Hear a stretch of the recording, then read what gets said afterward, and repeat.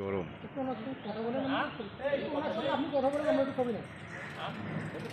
একটু কথা বলেন দুইজনে। ওই দিকে তাকায়, ওনার দিকে তাকায় বলেন।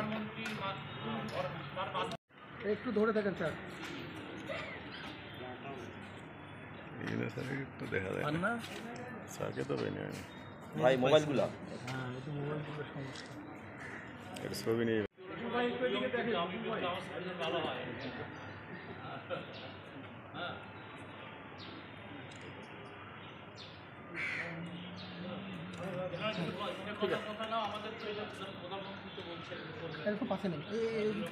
আরো একটু পিছাই ব্যানারটা সহ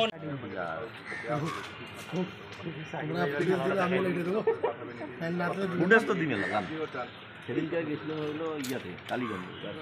আসলে কাউনিয়া উপজেলার যে নদী ভাঙনটা আসলে হাবিজ ফোন দিছো রোধ